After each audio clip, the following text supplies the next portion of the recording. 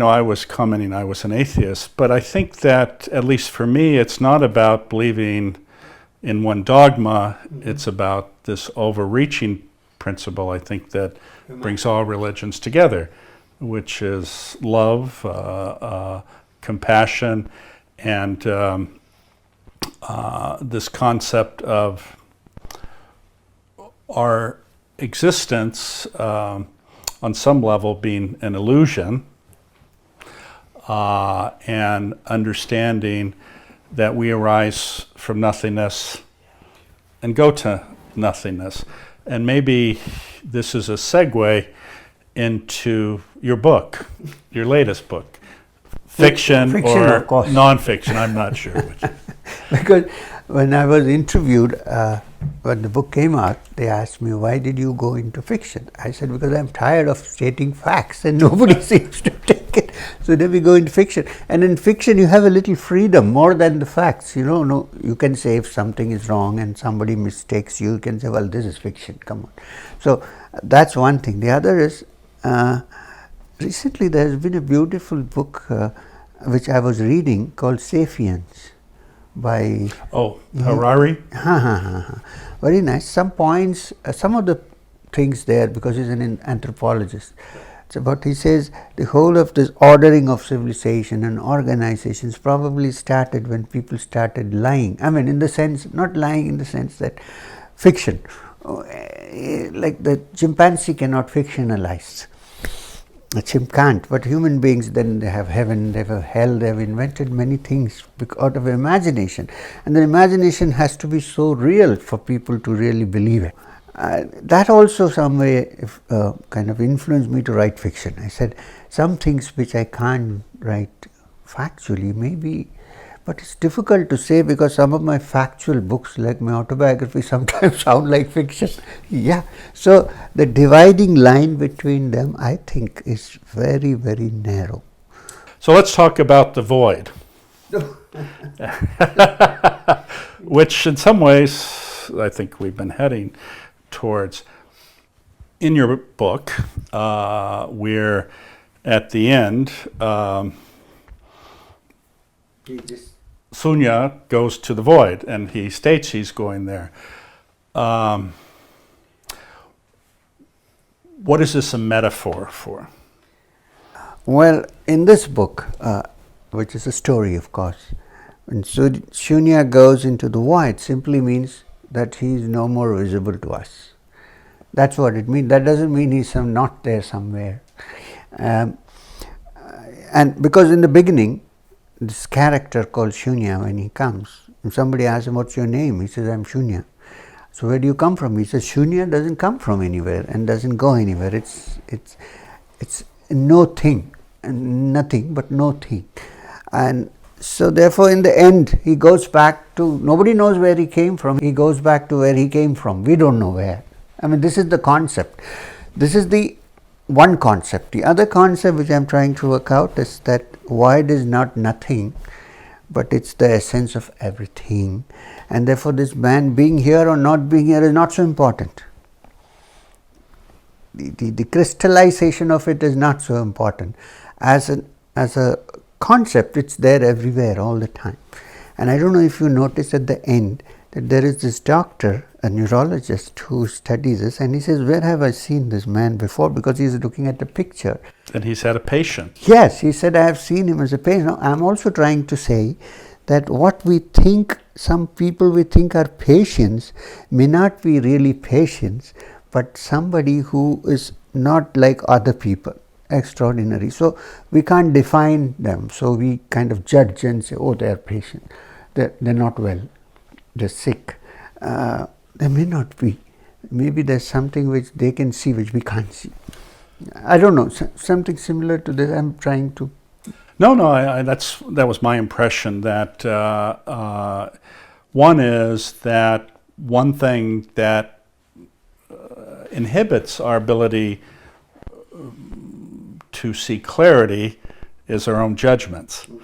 Our own judgments are a manifestation of our own delusion and sense of self-import. And when you can be in that non-judgmental state, which means you then offer, you have no fear about an interaction. Right. You're able to offer unconditional love. Yeah. That is the ultimate highest. I think because you don't have anything to defend, and you don't mind what the other person thinks, because that's okay. I mean, people can think in different ways. So this is probably what I'm trying to convey through Shunya. And now there's a demand for a sequel. Now I'm only wondering if I have a sequel, it will destroy the Shunya which we created. But so does he have to come back? Yeah. So now we have a TV series. This is what the publisher says. The Westland books, which are part of Amazon, they say, why don't we have a sequel? I said, but then I have to bring him back from where he vanished. He said, yeah, bring him back, he can vanish again. Then I said, then you would ask for another sequel then. So it becomes endless. It's like, as you said, a TV serial. Yes. So I know, I'm just thinking about. So I know he manifested near a toddy shop. Yeah. I'm not familiar with toddy shops. Maybe you can explain that, and we'll close on toddy shops. A toddy shop, in India, and not India so much, but in Kerala, which is the southern coastal part of India, there is this kind of an icon called the toddy shop. Now, there was a time when there were no liquor other than toddy available, alcohol. Even now they call it Indian made foreign liquor for all the other rum and gin and everything that comes. So it was only toddy that was available, which is actually, before it ferments, it's a very healthy drink. It's from the coconut tree or from the palm tree.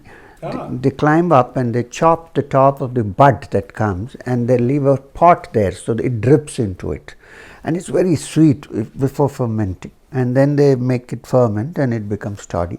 It's slightly stronger than beer but less than wine, perhaps somewhere in between. So that is a good idea. So toddy can be horrid and toddy can be good. It depends on how you make it and how long you have kept it and so on. Now these little toddy shops are basically like little stalls, like small rooms run by an individual, and they have their own kitchen because people want to eat and think. And sometimes when we were young in college, we found out that the tastiest food perhaps is in the toddy shop, because these guys, when they drink toddy, they want good food. So, and it's cheap because it's not meant for high level people, it's meant for the ordinary folk. So lots of them, Kerala is a Marxist state. Even now it's ruled by the Marxists. I didn't realize that. Yes, wow. Yes, it's a communist state, even before Calcutta. So in fact, the first chief minister, the Marxist chief minister of Kerala, has the same name and from the same not family, but the same tradition as Shankara, the writer of the Upanishads, who was a Nambudiri Brahmin, and this man's name was Shankaran Nambudiri Pad, E. Shankaran Nambudiri Pad, but he was a Marxist. I mean, he went to the Pathshala, he read a lot of these things, but he became a Marxist. So we have a big presence there, and why I wanted to mention this is much of the Marxist strategies were done and discussed in toddy shops because these guys were not so overtly religious, so they don't mind going and sitting in toddy shops, So it's like in rural areas especially, you don't find them much in cities, but if you go a little into the suburban and the rural areas, you will find these little toddy shops where people come and have a toddy and then they speak, and all kinds of things are discussed there. And generally holy men don't go to a toddy shop. So I wanted to place Shunya right there. But you notice that he doesn't drink toddy. No. He drinks black tea, right. But he doesn't mind living there at the backyard of a toddy shop and meet all the other guys who have toddy. He has no problem out there. You see, so I wanted, in fact, I'm going to confess to you that when I first started writing the book, Shunya was drinking toddy. Then I cut it off and said, let him have black tea, because then if he drinks toddy, whatever he says, people think he must have been drunk. So I got that out, because he was drunk in a different way. He didn't need toddy to get drunk. So, drinking, we also drink in some way. a different thing. So this is what a toddy shop is all about. If you go to rural Kerala, you will find them. I'm going to have to check that out. So in some ways... But please tell me if you're going, because some of the toddy can be terrible, but I can recommend good places. I'm glad you know. So in some ways, ultimately, it's interesting because the toddy shop is in some ways a metaphor to connect, I think, with actually the nature of human beings. Yes. And then you have, if you will, this enlightened person or close to enlightenment, and it allows this connection. Interaction. Yeah, no, I think that's wonderful. That was the reason why. So, you know, my book was called Into the Magic Shop. Maybe your next book should be Into the Toddy Shop. But that book, Christine gave me and I read it. It's a very, very interesting book, I must say. Even before I met you, I started reading it last time. It's a beautiful book. Well, thanks. Yeah, especially what I found it, this I don't know what to call it. There's something out of the box. It's not like linear. It's linear means something is there and I'm here and I'm trying to get there. But this is like it's quite out of the box. It's like fuzzy logic, if you can say that. But that's what really affected me, because it's like some of the teachings of the Upanishad, for instance, they're not linear. It's not as if truth is there and you have to go and find it. It's here. So how do you find it? I mean, that's the question. I think that's the question for all of us, but ultimately what it requires is you have to be able to see clearly.